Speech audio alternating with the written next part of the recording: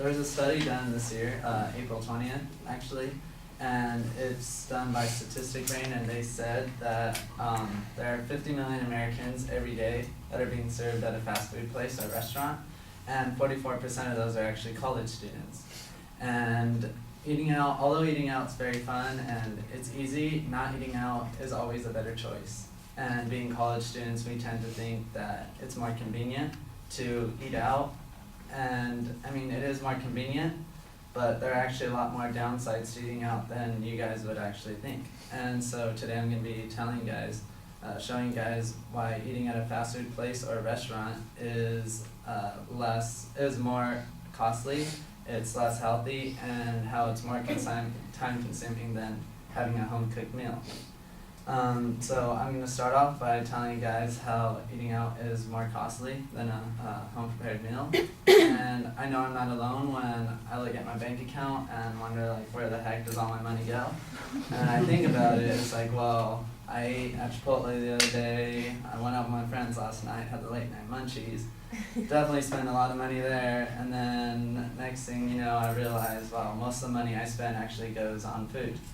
And according to health guidance's 10 reasons to stop eating out, they have a quote, and they say eating out is always more expensive than eating in.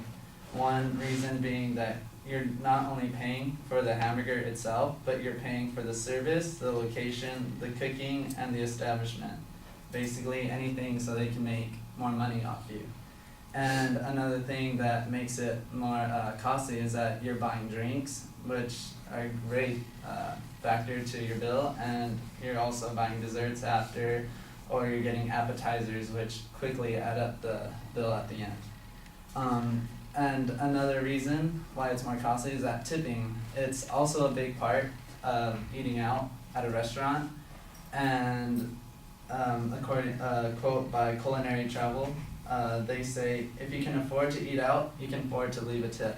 And I work in like a food restaurant, so I highly agree with this. I mean, it sucks to see people that don't really leave tips or don't tip well. And when, say you have a big party, you're obviously going to have to tip more.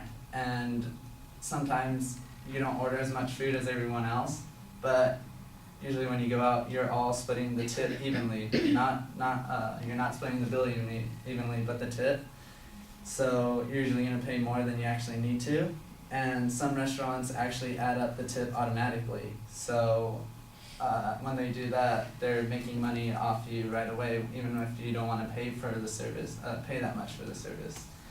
And eating out, when getting a quick bite to eat, we like at In-N-Out or McDonald's or something like that, it's not so costly at the time, which is why we don't mind going there very often. But what we don't realize is that all that adds up very quickly, and next thing you know, we spent all this money during the week on food when we could have actually used it for other necessities. And I actually like to look at it this way. I like to compare it to how much I have to work. So how many hours of work does the meal I want to eat convert to? And being that we all usually work at low-paying jobs, usually the meal isn't all that worth it. And now that I've actually talked to you guys about how eating out rather than eating in is more costly, I'm going to talk to you guys about how eating out is much less healthy than having a home-cooked meal. One reason is that health guidance also gives this quote: eating out at a restaurant, one consumes food that will have more salt, sugar, and fat to provide a stronger taste. And they also give a little analogy saying that fast food is a poster child for gut-busting, artery-clogging, empty calories. And at home, you're making all these meals very healthy, and you're not putting as much salt or sugar or any of that bad stuff in your meal. And they also say that the amount of salt, butter, oil, and sugar a restaurant puts in its food is exponentially higher than what any sane person would put into their home cooking. And just imagine how much salt you would use to season your chicken at home. Just multiply that by 10, and that's what you're getting at a fast food place or any kind of restaurant. The other thing of how it's less healthy is that portion control. At home, you can have a smaller dinner if you're not that hungry, or you can leave what you don't want, and you can also have smaller snacks to avoid any empty calories. But at a restaurant, if you go there, you're paying for whatever they give you, and usually you don't notice, but you tend to eat a lot more than you actually would at home. And personalpowertraining.net says, appetizers and rolls are the first reason why eating out is bad for you. When you cook at home, most people don't make extras besides the main course because it's too much work. And that's obviously true. I've cooked at home a few times, and I'm not going to go out making bread rolls and salads. And, I'm just cooking whatever I'm going to eat, and that's about it. And a healthy salad could become, when you go to a restaurant and you order a salad, it could easily become what you thought was healthy. It could easily turn into an unhealthy meal once you start adding bacon bits and all that dressing, croutons, and all that stuff. And restaurants have deals such as Olive Garden's 2 for $25. Love that deal. And it tempts you to order more food than you actually need, and then you usually leave the place like, I don't even want to drive home. But now that I've talked to you guys also about how eating out is less healthy, I'm going to talk to you guys why it's more time consuming. And a personal example is that last time I was at In-N-Out, the drive-thru, I had to wait. I was in line for about 20-25 minutes, no joke, and it was ridiculous. But I mean, In-N-Out usually takes a long time when you go through the drive-thru, but not that long. You're still in line for a good 10-15 minutes sometimes, and you could be doing other important things during that time, like practicing your persuasive speech for the next day. But that also brings me up to bad service. When you go to a restaurant, sometimes, or any fast food place, if they take a long time to get you your food, or you just have bad service, you're wasting a lot of time just in between meals or in between getting the bill, and when you could actually be using that time to do other important things. And even if you are a very busy person, you can still prepare a meal plan at home. And CNN.com states, have a meal plan, soak grains overnight, season food. Those things are time consuming but can be done in advance. And that's very true. I tried that a couple times, and it's actually much easier because once you go to make your meal, it's already ready for you to just throw on the grill. And there are plenty of meal prep websites to help you get off to a start. And Victoria from greenplaterule.com has a Sunday to Sunday meal plan and says, there is nothing easy about making most of your meals from scratch, but you can take the option of going out. But who wants processed garbage full of artificial ingredients linked to diabetes, obesity, heart conditions, and more when you can provide your family with wholesome, healthy, home-cooked meals? And I highly agree with that. And if you're constantly eating out, basically, some of the main point, if you're constantly eating out, you're wasting a lot more time eating at those places when you could actually be getting other things done. So today I've talked to you guys about how eating out is more costly, how it's less healthy, and how it's more time consuming than having a home cooked meal.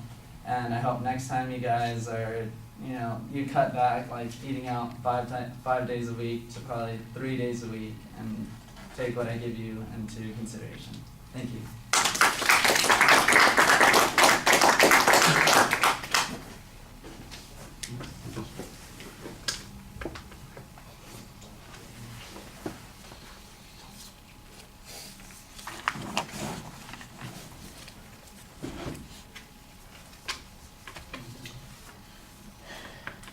And we determined that Sheila wasn't here. Okay. Kevin, I thought that you did a good job in the speech on several things. You made pretty good use of the statistics as an attention device. There's a fairly clear statement of your goal. There's an excellent layout of what the supporting structure is. I'm not sure that there's a lot of controversy on this, but you do kind of approach it from the point of view of somebody who's giving a recommendation to people who are kind of casual in their thinking about food. And I thought that you made a nice appeal to the particular audience that you were speaking to as well. So that kind of compensates a little bit for the lack of controversy on those issues.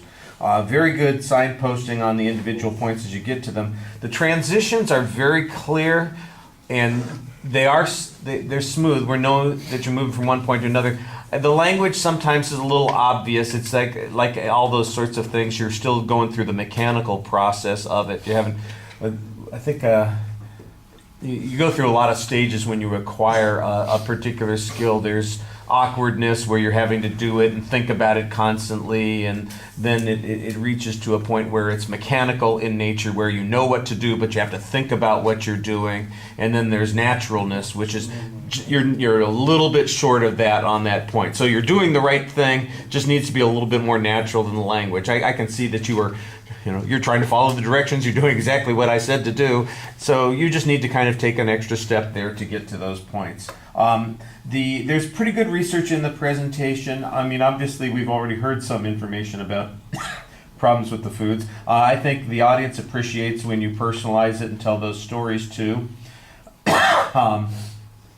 You could mention, for instance, how much you dropped at Chipotle, and give us how many hours was that you spent working to be able to get that burrito at Chipotle with the drink and all that kind of stuff. That would be one of those things, because you mentioned it and you said, sometimes I calculate that thing for myself and it's not worth it. And then you could go back to that example about going to Chipotle, for instance, last night, that snack. That was basically 2 hours of work that I dropped last night, and I'd have rather gone home at 8 o'clock instead of 10 o'clock, that sort of thing. So you got the right idea. There's always just more things that you can do to make it a little bit better.